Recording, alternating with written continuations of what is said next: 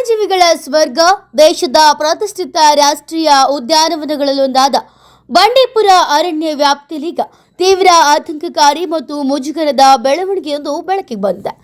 ಸಾರ್ವಜನಿಕರಿಗೆ ಮತ್ತು ಸ್ಥಳೀಯರಿಗೆ ಕಠಿಣ ನಿಯಮಗಳನ್ನು ವಿಧಿಸುವ ಬಂಡೀಪುರ ಕಾನೂನದೊಳಗೆ ರೌಡಿ ಶೀಟರ್ ಒಬ್ಬ ತನ್ನ ಗ್ಯಾಂಗ್ನೊಂದಿಗೆ ಬಿಂದಾಸಾಗಿ ಎಣ್ಣೆ ಪಾರ್ಟಿ ನಡೆಸಿರುವುದು ತೀವ್ರ ವಿವಾದಕ್ಕೆ ಕಾರಣವಾಗಿದೆ.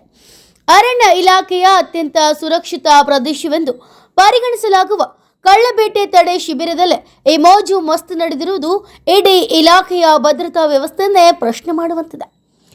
ಚಾಮರಾಜನಗರ ಜಿಲ್ಲೆಯ ಗುಂಡ್ಲುಪೇಟೆ ತಾಲೂಕಿನ ಬಂಡೀಪುರ ಅರಣ್ಯದ ಮದ್ದೂರು ವಲಯದ ಹುಲಿಕಟ್ಟೆ ಎಂಬಲ್ಲಿ ಈ ಘಟನೆ ನಡೆದಿದೆ. ಹಳೆ ಮೈಸೂರು ಭಾಗದ ಕುಖ್ಯಾತ ರೌಡಿ ಶೀಟರ್ ಸತೀಶ್ ಮತ್ತು ಆತನ ಸಂಗಡಿಗರು ಯಾವುದೇ ಭಯವಿಲ್ಲದೆ ಕಾಡಿನ ಪ್ರಾಣಿ ವಲಯದ ಅತ್ಯಂತ ಸೂಕ್ಷ್ಮ ಪ್ರದೇಶಕ್ಕೆ ಎಂಟ್ರಿ ಕೊಟ್ಟಿದ್ದಾರೆ.